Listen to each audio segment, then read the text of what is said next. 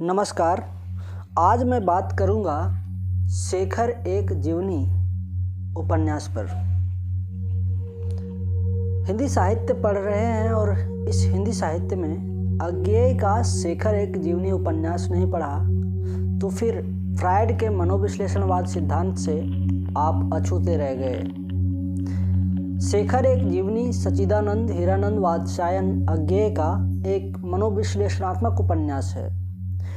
इसके दो भाग हैं। प्रथम भाग का प्रकाशन 1941 में तथा दूसरे भाग का प्रकाशन 1944 में हुआ।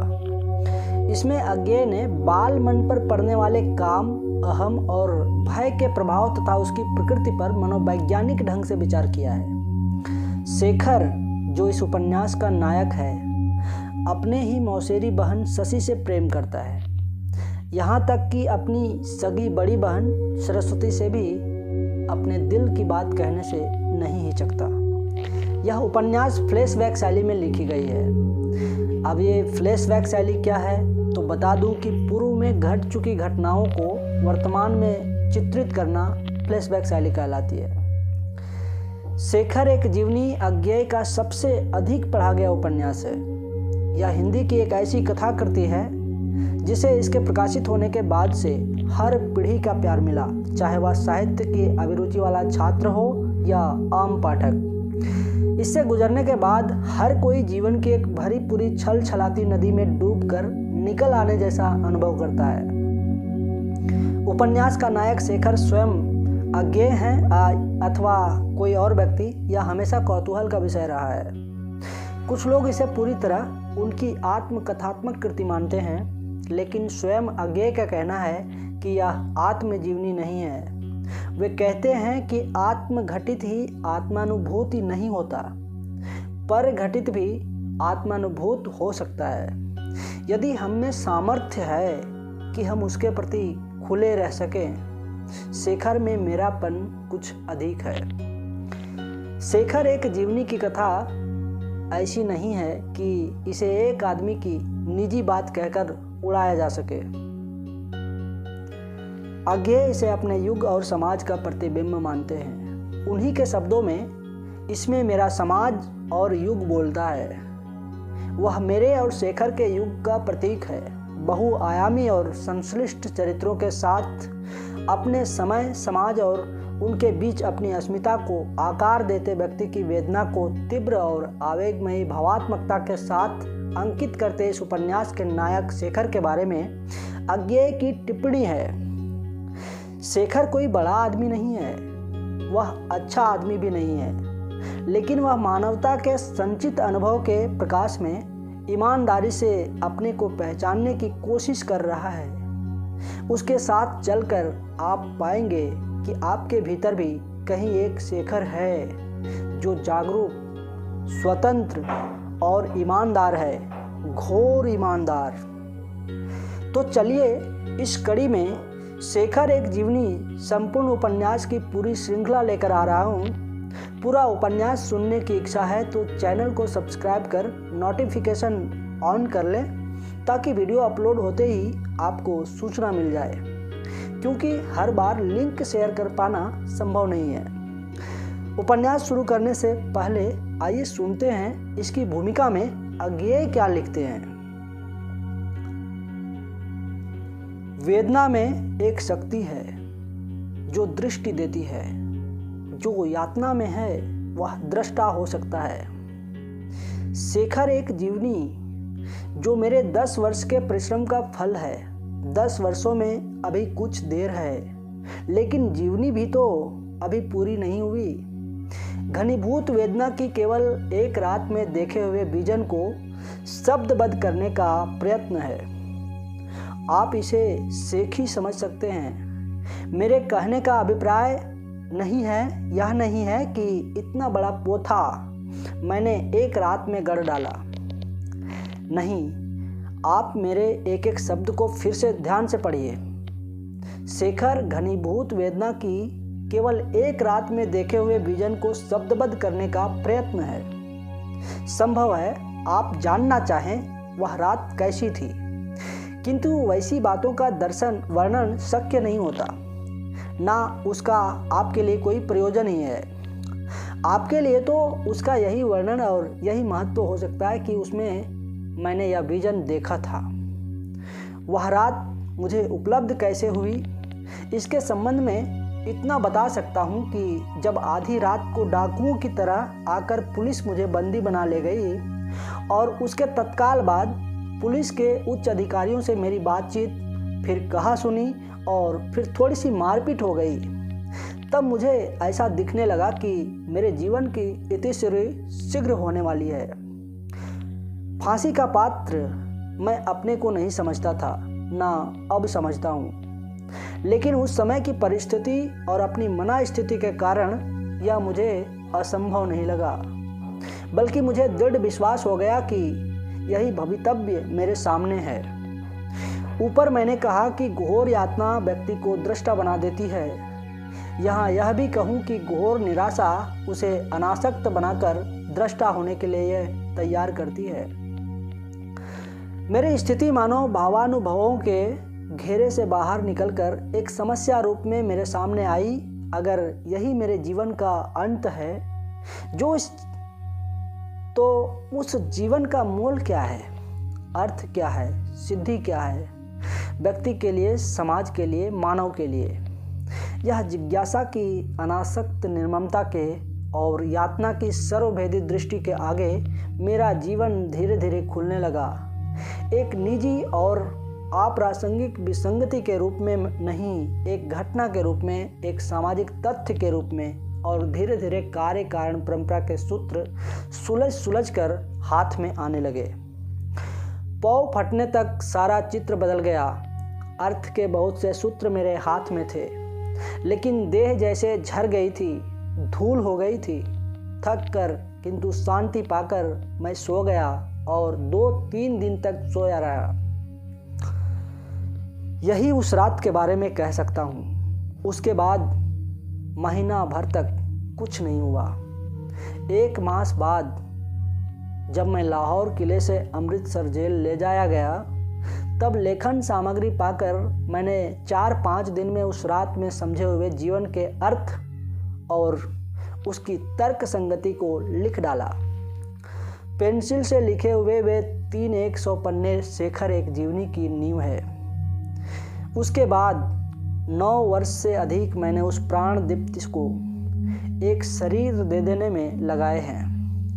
उसी को शरीर देने के लिए, इसलिए कि वैसी इंटेंसिटी, तीव्रता केवल कल्पना के सहारे नहीं मिल सकती।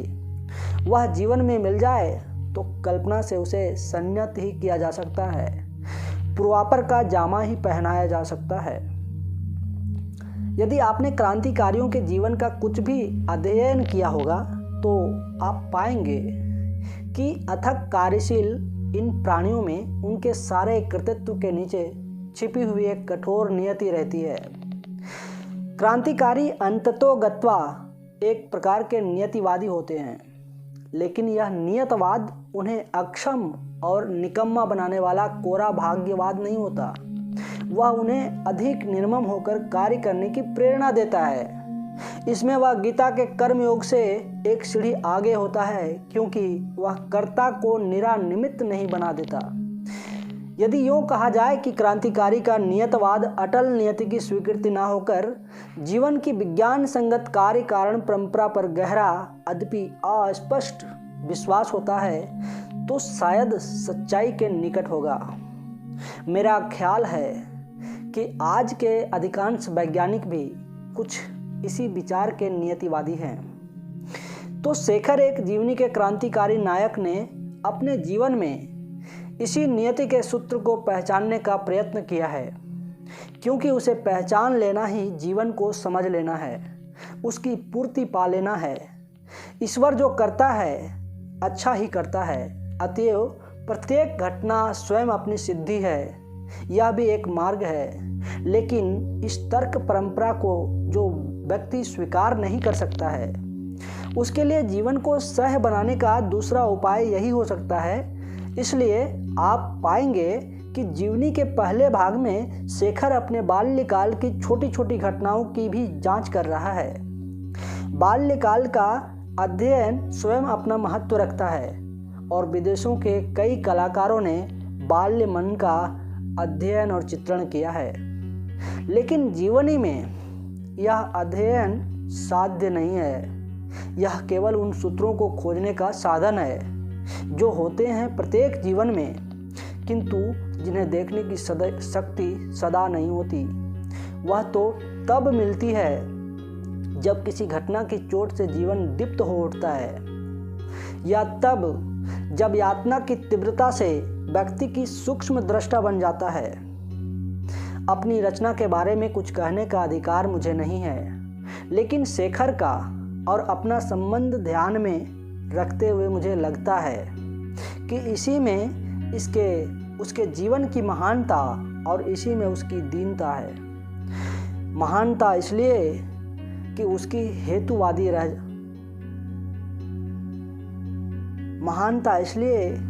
उसकी जिज्ञासा में लगन है, निष्ठा है।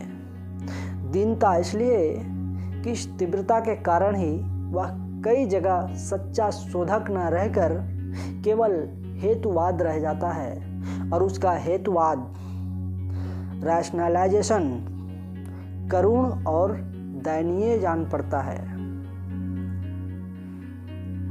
तो संक्षेप में यही शेखर एक जीवनी की बुनियाद की कहानी है। आप कहेंगे यह तो एक विजन नहीं, यह एक तर्क प्रणाली है, एक फलसफा है।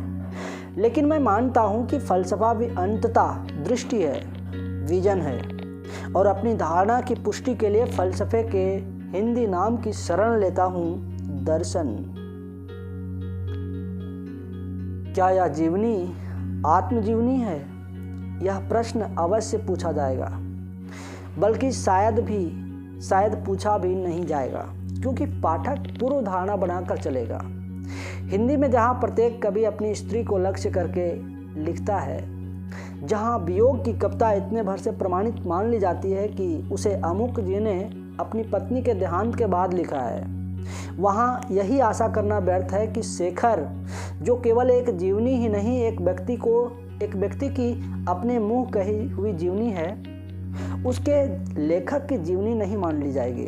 मुझे याद है 3 वर्ष पहले जब मेरी एक कविता द्वितीय छपी थी, तब उसके कई पाठकों ने मुझे संवेदना के पत्र लिखे थे, और एक ने यहाँ तक लिखा था कि मुझे आपसे पूरी सहानुभूति है, क्योंकि स्वयं उसी परिस्थिति में होने के कारण मैं आपकी अवस्था बखूबी समझता हूँ।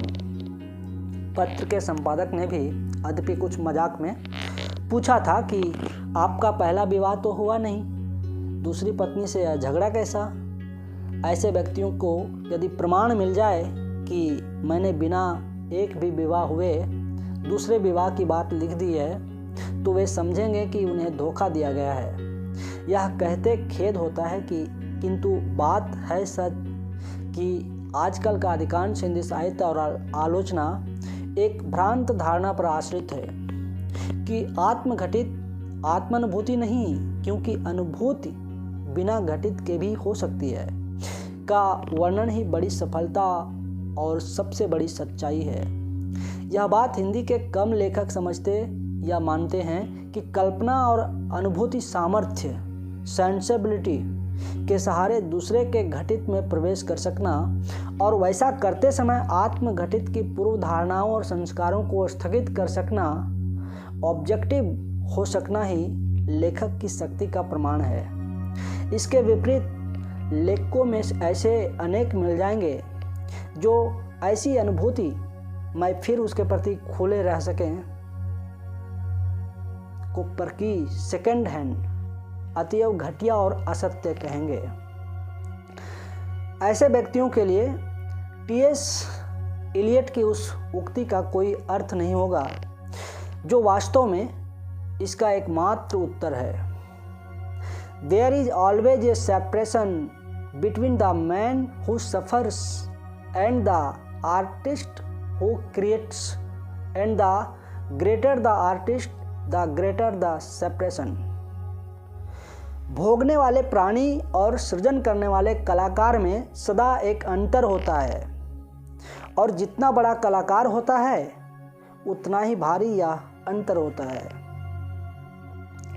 उपर्युक्त कथन के बाद यह कहने की आवश्यकता नहीं होना चाहिए कि यद्यपि शेखर का जीवन दर्शन सामान्यतः उसके लेखक का भी जीवन दर्शन है, तथापि उसमें जहाँ तहाँ शेखर जिन रैशनलाइजेशंस या फैलेसीज की शरण लेता है वे शेखर की ही है, उसके लेखक की नहीं। तर्क की ऐसी करुण भूलें सभी करते हैं, लेकिन एक कहानी के पात्र में जो त्रुटि है ठीक वही त्रुटि उसके लेखक में भी है। यह मानना गलती है। यह यहाँ इसलिए कहना पड़ता है कि हिंदी के पाठक ऐसी भूल प्रायः करता है और मैं अनुभव से जानता हूँ। लेकिन यह एक लंबा विषयांतर हो गया है और मुझे मानना पड़ेगा कि इलियट के कथनानुसार मैं बहुत बड़ा आर्टिस्ट हो सका हूँ। शेखर का एक भी पात्र नहीं है जो न्यूनाधिक मात्रा में एक संश्लिष्ट चरित्र कॉम्पोजिट कैरेक्टर नहीं है। तथापि मेरे अनुभूति और मेरी वेदना शेखर को अभिसिंचित कर रही है और यह अभिसिंचन ऐसा है कि उससे यह कहकर छुटकारा नहीं पाया जा सकता कि अंततोगत्वा सभी गल्प साहित्य आत्मकथामूलक है, अपने ही जीवन का चित्रण नहीं तो प्रक्षेपण है, अपने स्यात की कहानी है। शेखर में मेरापन कुछ अधिक है। इलियट का आदर्श जिसकी महानता मैं मानता हूँ मुझसे नहीं निभ सका है। शेखर निसंदेह एक व्यक्ति का अभिन्नतम निजी दस्तावेज है। ये रिकॉर्ड ऑफ पर्सनल सफरिंग है। यद्यपि वह साथ ही उस व्यक्ति के युग संघर्ष का प्रतिबिंब भी है। इतना और ऐसा निजी वह नहीं है कि उसके दावे को आप एक आदमी की निजी बात कहकर उड़ा सकें। मेरा आग्रह है कि उसमें मेरा समाज और युग बोलता है कि वह मेरे और शेखर के युग का प्रतीक है। लेकिन इतना सब होते हुए भी मैं जानता हूँ कि यदि इस उपन्यास का सूत्रपात दूसरी परिस्थिति में और दूसरे ढंग से और शायद दूसरे अधिक समर्थ हाथों से हुआ होता तो इस भूमिका की आवश्यकता ना रहती और ना ही इसकी संपूर्ण उपेक्षा करते हुए पाठक के यह कहने की गुंजाइश रहती कि शेखर में घटनाओं की तो बात ही क्या, स्थान भी लेखक के देशाटन की परिचर्या से मेल खाते हैं। यद्यपि यह कहने के लिए लेखक को मेरे संबंध में विशेष रूप से जानकार होना पड़ता। इस अंतिम साम्य के बारे में एक बात कह दूं, शिशु मानस के चित्रण की सच्चाई के लिए मैंने शेखर के आरंभ के खंडों में घटना स्थल अपने ही जीवन से चुने हैं। फिर क्रमशः बढ़ते हुए शेखर का जीवन और अनुभूति क्षेत्र मेरे जीवन और अनुभूति क्षेत्र से अलग चला गया है। यहाँ तक कि मैंने स्वयं अनुभव किया है कि मैंने एक स्वतंत्र व्यक्ति की प्रगति का दर्शक और इतिहासकार हूँ। उसके जीवन पर मेरा किसी तरह का भी वश नहीं रहा है। एक पात्र के सृष्टा के लिए यह कहना उचित है या नहीं, पात्र सचमुच ऐसा स्वतंत्र अस्तित्व रख सकता है या नहीं, लेखक के हाथों का कठपुतला न रहकर स्वयं लेखक को बाध्य कर सकता है या नहीं, ऐसे गूढ़ प्रश्नों में जिनकी रुचि हो वे पिरांडेलो की साक्षी ले सकते हैं। जीवनी का सूत्रपात कैसे हुआ और उसे पाठक किस रोशनी में देखें, इसके बारे में मुझे जो निवेदन करना था वह मैं कर चुका। लेकिन शायद इसके बाद भी कुछ कहने को रह जाता है, क्योंकि पाठक के सामने इस भूमिका के साथ जीवनी का एक भाग पहुंचेगा, 2 बाकी रह जाएंगे। शेखर एक जीवनी 3 भागों में विभक्त है। तीनों भाग एक ही कथा सूत्र से गुथे होकर भी अलग अलग भी प्रायः संपूर्ण है। कहा जा सकता है कि जीवनी वास्तव में 3 स्वतंत्र उपन्यासों का अनुक्रम है। ऐसा ना भी होता तब उन्हें अलग अलग छापा जा सकता है। ऐसा होने पर तो विशेष सफाई देने की ज़रूरत नहीं है एक भाग पढ़ने के बाद दूसरा पढ़ना नहीं चाहोगे। उनको यह सोचने की आवश्यकता नहीं कि उन्होंने अधूरी कहानी पर वक्त बर्बाद किया। वे एक को ही पूरी उपन्यास मान सकते हैं, उसी पर अपने राय भी कायम कर सकते हैं। मैं पक्षपात की शिकायत नहीं करूँगा, किंतु जो पाठक पहला भाग पढ़ते हुए या जानना चाहते हैं कि शेष भाग में क्या क्यों पढ़ें या उनके बारे में कैसी पूर्व धारणा बनाकर चलें, उनके लिए कुछ निवेदन करना यहाँ अप्रासंगिक ना होगा। अतः उन पाठकों के लिए मैं कहना चाहता हूँ कि अभिप्राय की यदि उतना दंभ कर सकूँ तो कहूँ कि संदेश की दृष्टि से शेखर के 3 भागों में एकांतता है। कालीन के रंग बिरंगे बाने को जैसे मोटे और सख्त बटे हुए सूत का एक रंगा ताना धारण करता और सहता है, उसी तरह जीवन के 3 भागों की रंगीन गाथा में मेरे अभिप्रेत, मेरे कथ्य का एक तंतु है जो एक है, अविभाज्य है। मेरी ओर से जीवन की आलोचना और जीवन का दर्शन है। जीवनी को गढ़ते हुए मैंने कथा वस्तु गढ़ने का प्रयत्न किया है, इसलिए वह चाहे कैसे भी हो, उसे लेकर मैं पाठक के आगे प्रार्थी के रूप में तो आ सकता नहीं, पर इतना कहूँगा कि यदि आप निर्णेता होने का हौसला करते हैं तो पहले पूरा पढ़ने की उदारता भी दिखाइए। शेखर से आपका साक्षात करा देने के बाद मैं अलग हट जाता हूँ, तब आप उससे स्वयं परिचय प्राप्त करें। शेखर कोई बड़ा आदमी नहीं है, वह अच्छा भी आदमी नहीं है, लेकिन वह मानवता के संचित अनुभव के प्रकाश में ईमानदारी से अपने को पहचानने की कोशिश कर रहा है। वह अच्छा संगी नहीं भी हो सकता है, लेकिन उसके अंत तक उसके साथ चलकर आपके उसके प्रति भाव कठोर नहीं होंगे, ऐसा मुझे विश्वास है। और कौन जाने आज के युग में जब हम आप सभी संश्लिष्ट चरित्र हैं, तब आप पाएंगे कि आपके भीतर भी कहीं पर एक शेखर है जो बड़ा नहीं, अच्छा भी नहीं, लेकिन जागरूक और स्वतंत्र और ईमानदार है, घोर ईमानदार। पुनश्च द्वितीय संस्करण की भूमिका। यह संस्करण प्रथम संस्करण की पुनरावृत्ति ही है, किंतु जहाँ तहाँ कुछ संशोधन किया गया है। अंग्रेजी उद्धरणों के वाक्यों के अनुवाद भी दिए गए हैं। प्रथम संस्करण में अनुवाद नहीं दिए गए थे। विज्ञों ने राय दी कि छोटे छोटे पद्यांशों का गद्यानुवाद करने से उनका चमत्कार नष्ट हो जाएगा, किंतु हिंदी के पाठक और आलोचक का अपने अधिकार पर आग्रह है। प्राण रहे ना रहे, देह उसे चाहिए। जो अनुवाद दिए गए हैं, दोनों भाषाएं जानने वालों को वे रद्दी और अनर्थकर जान पड़े तो उनसे प्रार्थना है मुझे क्षमा कर दें, क्योंकि वे कम से कम देवनागरी हिंदी तो हैं। फिर जो आत्मा तक पहुंच सकते हैं, उन्हें रूप सज्जा पर आग्रह नहीं करना चाहिए, वे मूल पढ़ सकते हैं। इसके बाद ये भूमिका यहीं समाप्त होती है। अगले वीडियो में मैं उपन्यास शुरू करूँगा। मैं फिर से दोबारा याद दिला दूँ कि लिंक हर बार शेयर नहीं कर सकता, इसलिए आपसे आग्रह है, अगर पूरा उपन्यास सुनने की इच्छा है तो चैनल को सब्सक्राइब करके बेल नोटिफिकेशन ऑन कर लें ताकि आपको सूचना मिल जाए। धन्यवाद।